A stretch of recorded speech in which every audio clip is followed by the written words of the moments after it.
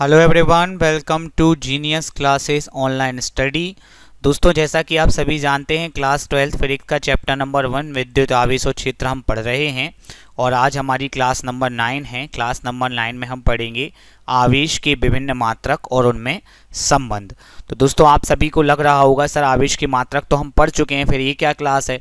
तो मैं आपको बता दूं दोस्तों, क्लास नंबर 4 में हमने आवेश की मात्रक पढ़े थे और ये जो क्लास है ये उसी के आगे की क्लास है और ये बहुत महत्वपूर्ण क्लास है क्योंकि यहाँ से बहुत सारे ऑब्जेक्टिव बनते हैं और जो टफ माने जाते हैं पेपर के हिसाब से, लेकिन मैं आपको बिल्कुल भी वो टफ नहीं लगने दूंगा और आपको अच्छे से हर चीज़ को एक्सप्लेन करूंगा। अगर आपको याद हो तो क्लास नंबर 4 में हमने पढ़ा था कि आवेश का सूत्र क्या है, आवेश का सूत्र कहाँ से आया, आवेश का एसआई मात्रक क्या है, लेकिन हमने बहुत सारी चीज़ें वहाँ पर नहीं पढ़ी, जैसे कि आवेश का सीजीएस मात्रक और आवेश के छोटे बड़े मात्रक, वो हम इस क्लास में पढ़ेंगे। तो आप सभी से अनुरोध है कि अगर आपने क्लास नंबर 4 नहीं देखी तो प्लीज़ पहले क्लास नंबर 4 देखिए, उसके बाद ये वीडियो चालू कीजिए। क्लास नंबर 4 की लिंक मैंने यहाँ पे ऊपर की तरफ दे रखी हुई है।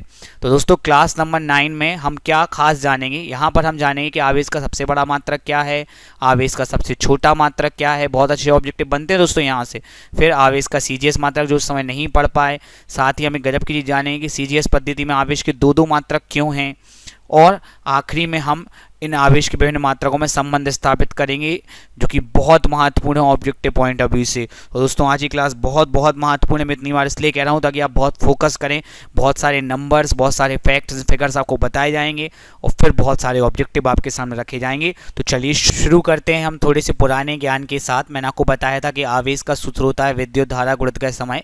ये कैसे आया, अगर आपको ये जानना है तो प्लीज़ क्लास नंबर 4 का वीडियो देखिए। तो दोस्तों, यहाँ मैंने आपको बताया था कि अगर आपको आवेश का मात्रक निकालना है एसआई मात्रक, तो विद्युत धारा का मात्रक इंटू समय का मात्रक। विद्युत धारा का मात्रक होता है एम्पियर और समय का मात्रक होता है सेकंड।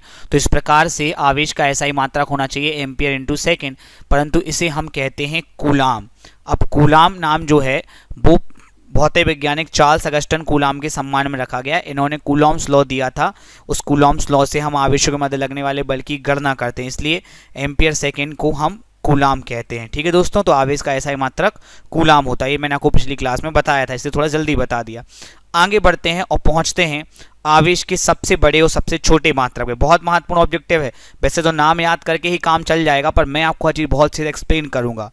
तो सबसे पहले मैं आपको बता दूं कि आवेश का सबसे बड़ा मात्रक होता है फैराडे। ठीक है, ये नाम रखा गया है वैज्ञानिक माइकल फैराडे के सम्मान में। माइकल फैराडे जिन्होंने विद्युत चुंबकीय तरंगों की और विद्युत क्षेत्र की अवधारणा दी थी। ठीक है दोस्तों, अब एक फैराडे बराबर होता है 96,500 कूलाम। लोग इतना ही याद करके चलते और कुछ जानते नहीं हैं, पर मैं आपको थोड़ा सा एडवांस या आगे बताने के लिए बता रहा हूं कि एक फैराडे होता क्या है। एक मोल इलेक्ट्रॉनों पर जो आवेश की मात्रा होती है उसको फैराडे बोलते हैं।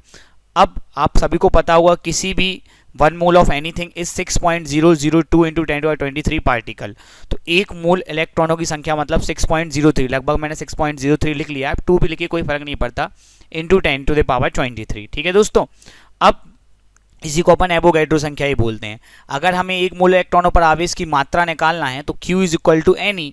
एन का मान हमने निकाला भी, एक मोल इलेक्ट्रॉन 6.03 इंटू 10⁻23 और ई हमारा होता है 1.6 इंटू 10⁻⁻⁹। पुरानी वीडियो से आप जानते हैं। अब यहाँ पे 6.03 का 1.6 में गुणा करेंगे तो आएगा 9.648। गुणा आप कैलकुलेटर से कर सकते हैं। 10 की घात है 23 और -19, 23 में से 19 गए बचे 4। अब 4 में से 3 तो ये दशमलव के अंक हटाने में लग जाएंगे और एक जीरो बढ़ जाएगा, तो 96480 कूलाम ये जो आवेश है, इतना आवेश, तो इसको मैंने लगभग हमने लिख दिया है 96,500 कूलाम। याद करने में आसानी होती है, चलता हुई बुक्स में यही है दोस्तों। तो अब मैं आपको बताऊं कि ये इसका क्या महत्व है इस चार्ज का। असल में जो हमारे माइकल फैराडे, जो आपको तस्वीर यहाँ दिख रही है, इन्होंने एक प्रैक्टिकल किया था विद्युत अपघटन का। आप भी जानते हैं विद्युत अपघटन क्या होता है, मैं आपको शॉर्ट में बताता हूँ केमिस्ट्री में थोड़ा सा, कि भाई एक एनोड होता है, एक कैथोड होता है, वोल्टेज सोर्स लगाया जाता है, जो प्लस से जुड़ते हैं उसको एनोड बोलते हैं, जो माइनस से जुड़ते कैथोड बोलते हैं। तो विद्युत अपघटन क्रिया में होता क्या है कि जो आपका एनोड है, ये आपको दिख रहा है एनोड, इसका पदार्थ घुल घुल कर जमा होने लगता है कैथोड पर। इस क्रिया से हम एक विद्युत लेपन कर सकते हैं। मतलब अगर ये आपका एनोड चांदी का है और आपने यहाँ पे कैथोड पर कोई चम्मच लटका दी है तो उस पर चांदी की परत चढ़ने लगेगी। तो इन्होंने ये बताया था कि अगर आप 96,500 कूलम मतलब 1 फैराडे आवेश देते हैं तो 1 मूल सिल्वर जमा हो जाएगी आपकी कैथोड पर। तो इन्होंने असल में ये परिभाषा नहीं दी, इन्होंने दी थी फैराडे आवेश की वह मात्रा है जो विद्युत अपघटन क्रिया में कैथोड पर 1 मूल पदार्थ जमा करा दे। 1 मूल सिल्वर मतलब होता है 108 ग्राम। 108 आप जानते हैं सभी सिल्वर का तुल्यांकी भार है यहाँ पर, है ना। 1 मूल कॉपर क्या होता है 63.5 ग्राम कॉपर का, तांबे का। और 1 मूल गोल्ड होता है 196.9, मतलब एक प्रकार से 197 ही हो गया।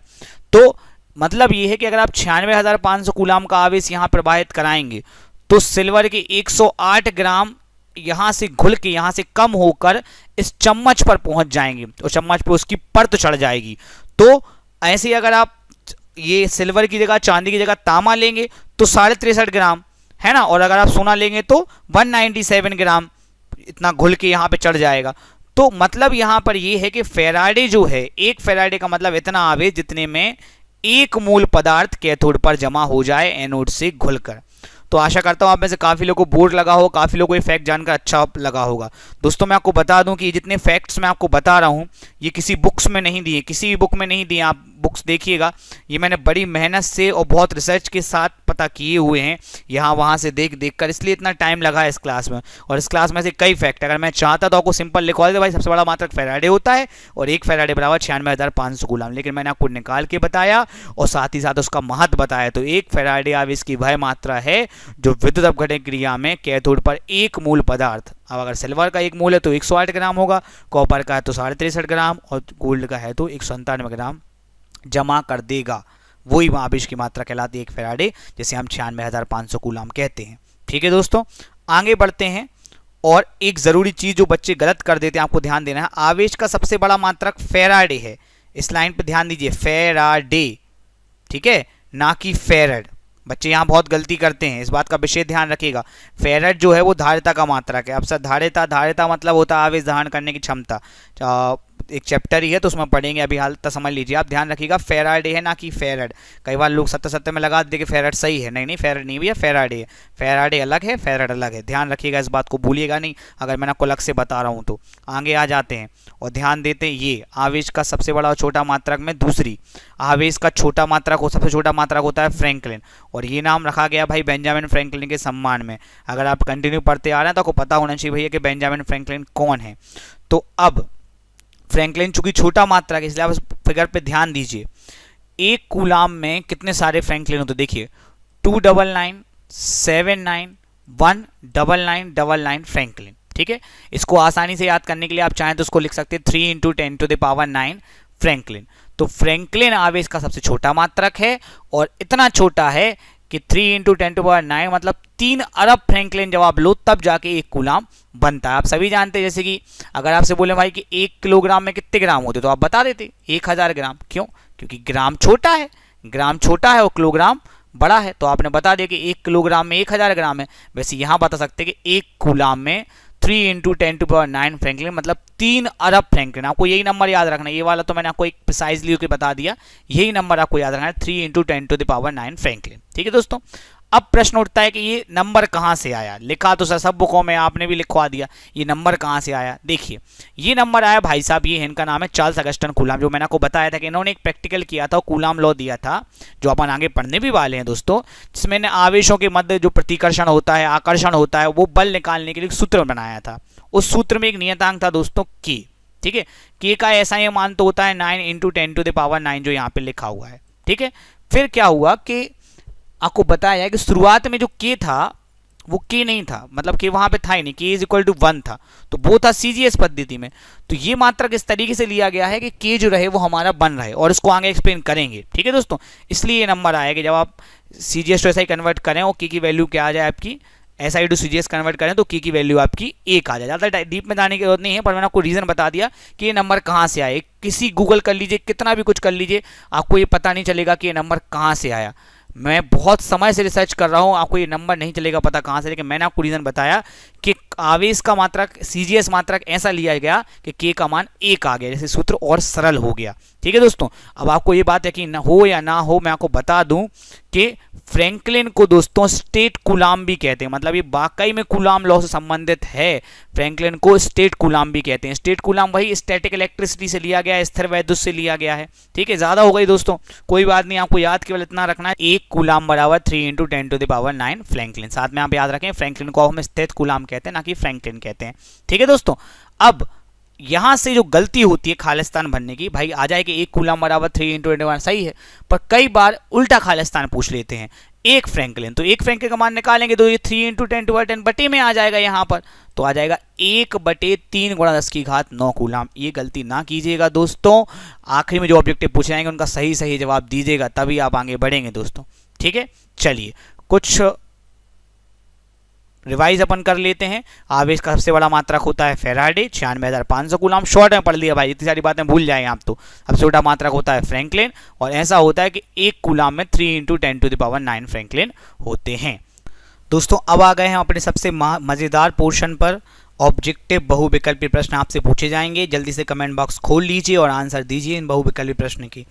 पहला क्वेश्चन है दोस्तों, आवेश का सबसे बड़ा मात्रक होता है। ऑप्शन अभी कंप्यूटर स्क्रीन पर लिख दिए गए हैं। इसका सही जवाब आपको अपने कमेंट बॉक्स में कमेंट करना है। देखते हैं कितने लोग सही जवाब कमेंट करते हैं।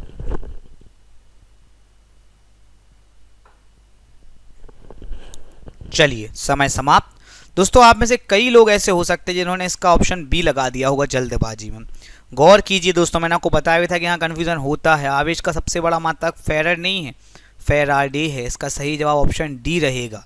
ठीक है, तो जिसने बी लगाया वो ध्यान रखना, फैराड धारिता का मात्रक है। अगला क्वेश्चन आपकी स्क्रीन पर, आवेश का सबसे छोटा मात्रक। ऑप्शंस आपके सामने लिखे हुए हैं, एम्पियर घंटा, फैराड, फ्रैंकलिन, कूलाम। चूंकि मैंने आपको इतनी सारी कहानियां सुनाई हैं तो शायद आपको चीज़ अभी तक याद हो। याद होना तो बहुत ज़रूरी दोस्तों, वरना इतना डीपली पढ़ने का क्या फ़ायदा।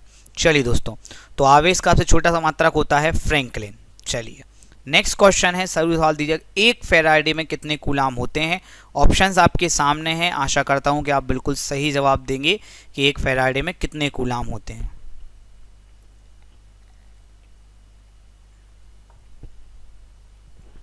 चलिए दोस्तों समय समाप्त। 1 फैराडे में होते हैं 96,500 कूलाम।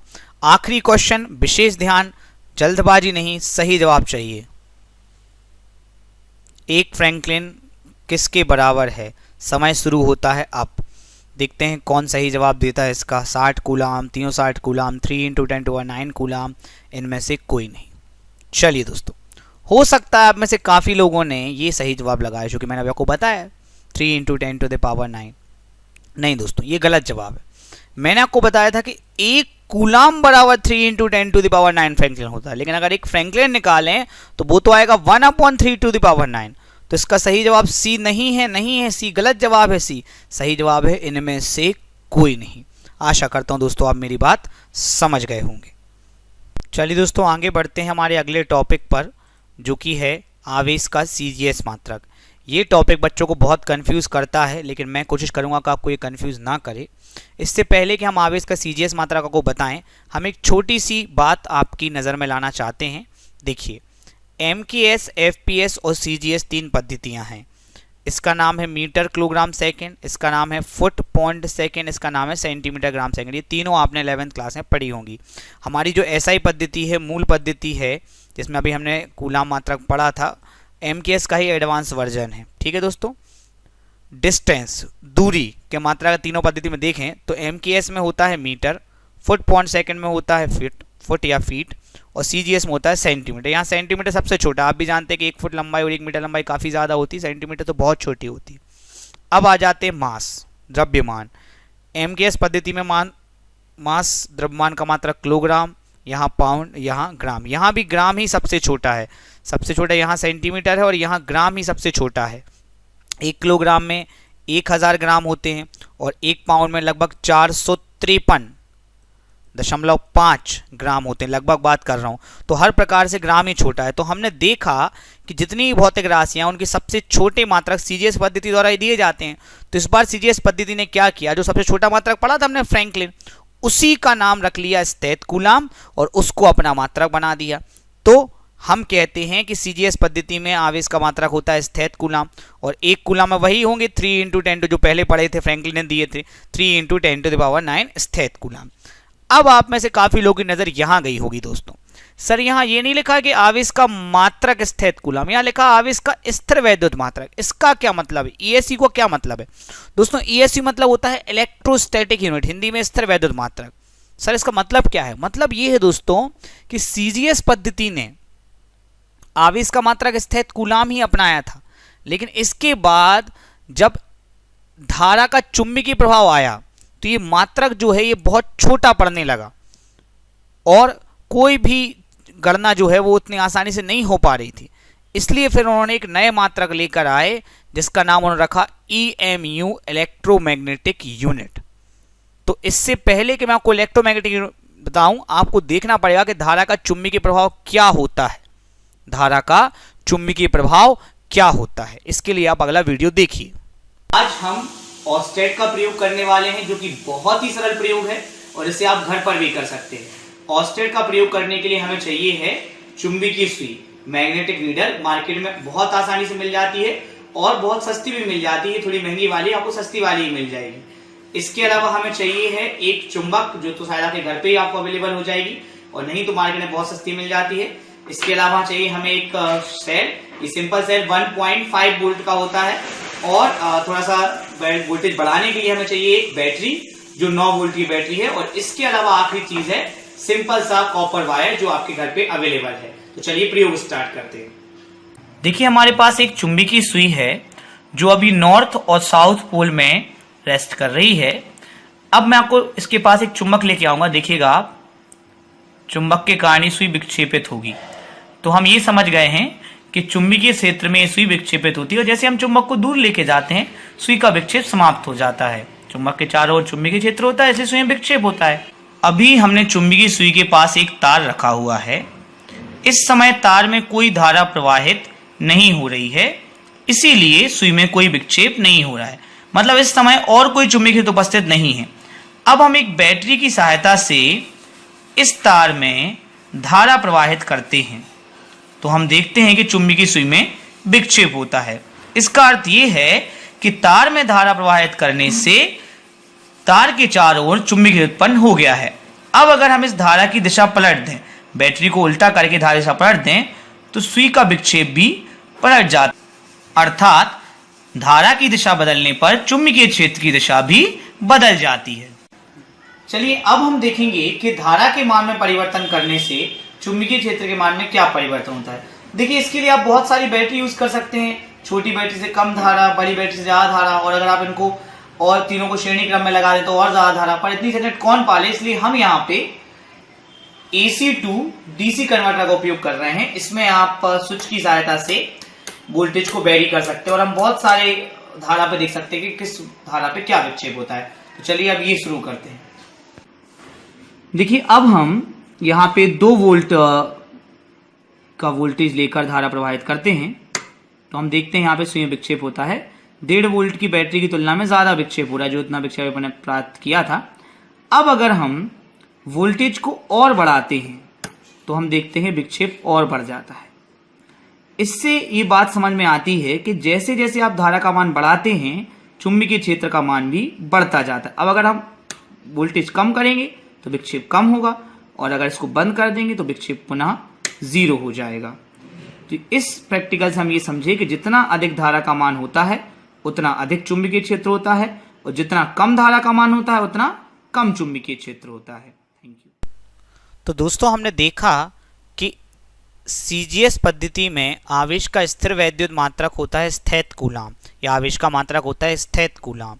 लेकिन फिर जब धारा के चुंबकीय प्रभाव की खोज हुई, धारा का चुंबकीय प्रभाव जिसमें अगर हम किसी तार में धारा बढ़ाएं तो उसके पास रखी चुंबकीय सुई विक्षेप होता है, मतलब उसके चारों ओर भी चुंबकीय क्षेत्र उत्पन्न हो जाता है, चुंबक जैसा कार्य करने लगता है। इसकी खोज हुई तो ये जो मात्रक स्थैत कूलाम है ये बहुत ही छोटा पड़ने लगा, तो एक बड़े मात्रक की आवश्यकता थी। इसके लिए एक दिमाग लगाया गया। देखिए विद्युत धारा का वेग प्रकाश के वेग के बराबर माना जाता है, क्योंकि विद्युत धारा का वेग बहुत अधिक होता है और प्रकृति में सर्वाधिक वेग प्रकाश का वेग होता है। तो विद्युत धारा का वेग भी हुआ 3 × 10⁻⁻ मीटर प्रति सेकंड। चूंकि हम सीजीएस पद्धति में वर्क कर रहे हैं इसलिए हम इसको सीजीएस से बदलेंगे। मीटर को सेंटीमीटर में बदलने के लिए हम मीटर की जगह लिख देंगे 100 सेंटीमीटर प्रति सेकंड, जो कहते हो। अब 100 का गुणा होगा तो 10⁸ से बढ़कर हो जाएगी 10⁻10, क्योंकि 100 माने 10⁻2 होता है, आधार समान तो घातें जुड़ जाएंगी। ठीक है दोस्तों, सेंटीमीटर प्रति सेकंड। तो दिमाग क्या लगाया गया कि धारा का चुंबकीय प्रभाव के कारण इतने बड़े बड़े आवेश आ रहे हैं, जो स्थित कूलाम में बहुत ज़्यादा बड़े नंबर्स मिल रहे हैं, तो छोटे करने के लिए हमें आवेश का एक बड़ा मात्रक चाहिए। तो सीजीएस पद्धति ने किया क्या कि आवेश का जो स्थिर वैद्युत मात्रक था, मतलब स्थित कूलाम, उसमें गुणा कर दिया प्रकाश की चाल से। जी हाँ, 3 × 10⁻10 सीजीएस चल रही है ना, इसलिए। और नया मात्रक बनाया, इसका नाम रखा विद्युत चुम्बकीय मात्रक, EMU, इलेक्ट्रोमैग्नेटिक यूनिट। उसका नाम होता है एब कूलाम। तो एब कूलाम हमें प्राप्त होता है स्थित कूलाम में प्रकाश की चाल का गुणा करने से। चाहता तो मैं आपको इतनी सारी चीज़ें नहीं बताता, मैं आपको सिंपल बताता, ये तो होता है भाई बराबर। लेकिन अगर आप में से किसी को भी याद रह गया तो अब ये संबंध आपको हमेशा के लिए याद रहेगा, वो कहीं देखना नहीं पड़ेगा। तो हम यहाँ पर दोस्तों याद बस इतना करना है कि 1 एब कूलाम बराबर प्रकाश की चाल 3 × 10⁻10 स्थित कूलाम। ये याद कर लिया तो अपना काम हो गया। नंबर से याद करना बहुत ज़रूरी है, इसलिए इतनी सारी कहानियां सुना रहे हैं हम आपको। ठीक है दोस्तों, अब हम संबंध के लिए क्या करेंगे, समीकरण 2 जो है हमारा, उसमें हम 1 का भाग दे देंगे। समीकरण 2 में लिखा है एब कूलाम, ठीक है, भाग दिया हमने कूलाम से। फिर 3 × 10⁻10 ऊपर आ गया ये वाला, और 3 × 10⁻9 यहाँ आ गया। स्थित कूलाम से स्थित कूलाम कैंसिल हो गए, ये 3 से 3 कैंसिल हो गए, 10⁻10 10⁻9 यहाँ आ गया 10। त्रिक गुणा कर देंगे कूलाम का यहाँ पर, 1 एब कूलाम बराबर 10 कूलाम। ठीक है दोस्तों, ये भी बहुत इंपॉर्टेंट रिलेशन, अभी बहुत सारे ऑब्जेक्टिव आने वाले हैं, फिर देखते हैं कौन कितना होशियार है। तो 1 एब कूलाम बराबर आ गया 10 कूलाम। ठीक है, अब अगर यहाँ से हम 1 कूलाम का मान निकालना चाहें तो 1 कूलाम बराबर आएगा 1/10 एब कूलाम। जैसा कि मैंने आपको बताया कि भाई ऑब्जेक्टिव में तो कुछ भी आ सकता है, ऊपर से घुमा फिरा के ऑब्जेक्टिव आ जाते हैं। तो ये भी याद रखना है कि एब कूलाम फिर 10 कूलाम। तो देखिए सबसे बड़ा एब कूलाम है। ठीक है, देखिए मैं आपको एक ट्रिक बताता हूँ। देखिए पहले ए आता है, फिर आता है सी, और फिर आता है एस।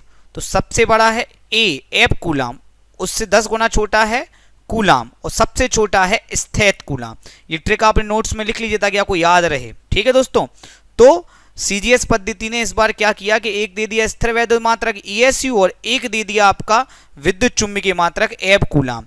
तो याद रखिए आवेश का मात्रक जब तक हम स्थिर वैद्युत पढ़ रहे हैं तब तक हम स्थित कूलाम लिखेंगे, और जिस दिन से हमने चुंबकीय प्रभाव पढ़ना चालू किया, इलेक्ट्रोमैग्नेटिज्म पढ़ना चालू किया, तब हम आवेश का मात्रक स्थित कूलाम नहीं एब कूलाम लिखेंगे। ये बात है जो कहीं आप मतलब कहना चाहिए लोगों को समझाई नहीं जाती कि भाई पद्धति सीजीएस पद्धति, अगर एसआई की बात करें तो चाहे आप यहाँ स्थिर वैद्युत में पढ़े तो भी कूलाम, चुंबक में पढ़े तो भी कूलाम, लेकिन सीजीएस में 2 अलग अलग मात्रक हैं, और क्यों है वो मैंने आपको रीज़न बता दिया है। ठीक है, अच्छा एक रिलेशन हम और निकाल सकते हैं यहाँ से, ये 1 एब कूलाम बराबर 3 × 10⁻10 स्थित कूलाम है। ठीक है, तो यहाँ से अगर हम एक स्थित कूलाम का मान निकालें तो वो आएगा 1/3 × 10⁻10 एब कूलाम। ठीक है दोस्तों, तो ये सारे रिलेशन आपको याद रखने पड़ेंगे। जितना आप नोट्स बनाएंगे 1-2 बार पढ़ेंगे तो आपको रिलेशन सारे याद हो जाएंगे। बाकी ऑब्जेक्टिव प्रैक्टिस होगी तभी आपको समझ में आएगा ज़्यादा से ज़्यादा, जो अभी थोड़ी देर बाद होगी। तो जैसा कि मैंने आपको बताया कि आज का जो टॉपिक है इससे बहुत सारे ऑब्जेक्टिव बनते हैं, इसलिए टॉपिक खत्म होने के बाद भी हम कुछ इंपॉर्टेंट फैक्ट्स जानेंगे जिससे और ऑब्जेक्टिव बन सकते हैं और कोई भी चीज़ कम ना रह जाए। पहली चीज़ जो भी हमने पढ़ी लेकिन ध्यान नहीं दिया उतना, स्थिर वैद्युत मात्रक इलेक्ट्रोस्टैटिक यूनिट में जब हम प्रकाश की चाल से गुणा करते हैं तो हमें मिलता है इलेक्ट्रोमैग्नेटिक यूनिट विद्युत चुम्बकीय मात्रक। इस पे हमने ध्यान तो दिया नहीं।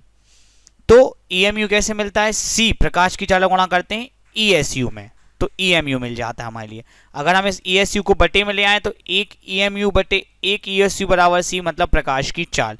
एक फैक्ट ये हो गया। दूसरा फैक्ट अगर आपको याद हो, मैंने बताया था कि आर्य मिलिकॉन ने इलेक्ट्रॉन पर आवेश निकाला था -1.6 × 10⁻19 कूलाम। कैसे निकाला था, इसके लिए आवेश क्वांटिकन का वीडियो देखिए, क्लास नंबर 5 या 6 होगी। ठीक है, फिर प्रोटॉन पर आवेश भी यही होता है, बस प्लस में होता है। तो ये जो नंबर है परिमाण, प्लस माइनस के बिना ये नंबर कहलाता है मूल आवेश। इसका महत्व सब कुछ मैं पहले बता चुका हूँ, आप पुरानी वीडियोस देखिए। ठीक है, तो मूल आवेश को हम E से दर्शाते हैं, E। ठीक है दोस्तों, तो यहाँ इलेक्ट्रॉन पर आवेश, फिर हम प्रोटॉन पर आवेश +E लिख देते हैं, इलेक्ट्रॉन पर आवेश हम -E लिख देते हैं। तो हमें पहले से पता है सब कुछ। अब हम इसको अन्य पद्धतियों में चेंज करेंगे। ठीक है, तो इससे पहले चेंज करने से पहले मैं आपको एक बात बता दूं कि मूल आवेश भी आवेश का मात्रक है। अगर आप याद करें कि Cu पर आप लिखते हैं 2+ होता है, आपको अगर याद हो Cu पे 2+ होता है, तो ये 2+ क्या है, 2+ मतलब +2E है। आप लिखते हैं क्लोरीन पर माइनस होता है, तो ये माइनस का मात्रक क्या है, -E। तो E भी मूल आवेश भी आवेश का मात्रक ही है, परंतु किसी पद्धति से ये बना नहीं, किसी पद्धति से इसको दिया नहीं, बना आवेश सबसे छोटा मात्रक यही होता है। आप भी जानते हैं कि इससे छोटा आवेश होता ही नहीं है। ये फैक्ट हो गया, इसलिए इसको आवेश के मात्रक के समय मैंने आपको बताया है। अब दोस्तों हम आगे बढ़ेंगे और इस मूल आवेश को चेंज करेंगे अन्य मात्रकों में। तो देखिए E बराबर 1.6 इंटू 10⁻⁻19 कूलाम। हम इसको चेंज कर रहे हैं, मान लीजिए कूलाम को अगर F कूलाम में, तो 1 कूलाम की जगह लिख देंगे 1/10 कूलाम। अब 10 की घात 1 है, ऊपर जाएगी तो -1 की हो जाएगी, -19 और -1 हो जाएगा आपका -20। तो भैया कोई आपसे कहे कि भैया मूल आवेश ये होता है 1.6 इंटू 10⁻20, आप कहोगे नहीं गलत, -19 होता है। अरे भैया मात्रक देख लो, कूलाम है कि F कूलाम। तो आप समझ रहे होंगे कि ये इंपॉर्टेंट फैक्ट बहुत ही इंपॉर्टेंट है, भूल ना जाए हम कभी। ये जो जानकारी किसी को नहीं होती, और जो जानकारी किसी को नहीं वही तो आपको होनी चाहिए दोस्तों, तभी तो आप सबसे अलग कहलाएंगे। आज की क्लास में समझता हूँ कि बहुत कठिन है, लेकिन मैं कोशिश कर रहा हूँ पूरी। अगर आप इसको 1-2 बार रिवाइज करेंगे तो आप बनेगी। चलिए अब चेक करने के लिए हम कूलाम को बदलेंगे स्थैत कूलाम में, तो गुणा करेंगे 3 इंटू 10⁻9 से। कंफ्यूज मत होइएगा, ये मैंने आपको फ्रैंकलिन के समय बताया था और प्रकाश की चालक को F कूलाम के समय बताया था। गुणा कर लेंगे 16×3 = 48, 4.8, 10 की घात -19 और +9, तो आ गए 10 की घात -10 स्थैत कूलाम। तो ये भी मूल आवेश है। तो लोगों को केवल याद रहता है कि मूल आवेश का मान ये, आप भी ये याद रखिए, लेकिन अगर आप होशियार है तो आपको याद होना चाहिए कि F कूलाम में क्या होता है और स्थैत कूलाम में क्या होता है। दोस्तों समझ सकता हूं कि आज की क्लास में बहुत सारे आपको ऑब्जेक्टिव मिल गए हैं। चलिए एक और ऑब्जेक्टिव रहे, इसका सही जवाब दीजिए। पूरा यकीन है कि अधिकांश लोग इसका आंसर गलत लगाते हैं, आप भी शायद गलत ही लगाएंगे। चलिए देखिए दोस्तों, तो सबसे पहले आप में से काफी लोग लगा रहे होंगे A, जो कि गलत है क्योंकि माइनस लगा है, ठीक है। फिर B, जी नहीं, 10 की घात -20 F कूलाम होता है, कूलाम में नहीं होता है। तो सही जवाब है हमारा ऑप्शन D, 4.8 इंटू 10⁻10 स्थैत कूलाम। तो दोस्तों आज की क्लास में अभी हमने बहुत कम ऑब्जेक्टिव पढ़ा, कि आप जानते हैं कि इतने सारे फिगर्स जो फैक्ट मैंने आपको बताए हैं आपको याद करने में टाइम लगेगा, इसलिए ऑब्जेक्टिव मैं आपसे वीडियो में नहीं पूछ रहा हूं। मैं आपको सीधा 20 ऑब्जेक्टिव का टेस्ट जो है वो व्हाट्सएप करूंगा। 20 ऑब्जेक्टिव का टेस्ट जो है वो मैं आपको व्हाट्सएप करूंगा। और अगर आप जानना चाहते हैं कि व्हाट्सएप ग्रुप से हम कैसे जुड़ सकते हैं, तो इस वीडियो को लाइक शेयर कीजिए और फिर हमारे डिस्क्रिप्शन में पढ़ लीजिए कि व्हाट्सएप ग्रुप से आप कैसे जुड़ सकते हैं। जल्दी से व्हाट्सएप कीजिए, व्हाट्सएप ग्रुप से जुड़िए ताकि आपको ऑब्जेक्ट टेस्ट मिल पाए। और सभी टॉपिक के नोट्स भी आपको प्रोवाइड कराए जा रहे हैं उसमें, तो आपको नोट्स भी मिल जाएंगे। ठीक है दोस्तों, आपसे अनुरोध है, अगर आपको कोई डाउट है, निश्चित ही इस इतने बड़े टॉपिक में आपको डाउट आ सकता है, तो कमेंट कीजिए, हम सब डाउट्स के आंसर यहाँ पर करते हैं। हमारे चैनल को सब्सक्राइब कर लीजिए और सब्सक्राइब करने के बाद बेल आइकन को दबाकर ऑल प्रेस कर दी ताकि आप लाइव क्लास अटेंड कर पाएं। मिलते हैं आपसे दोस्तों अगले वीडियो में। धन्यवाद।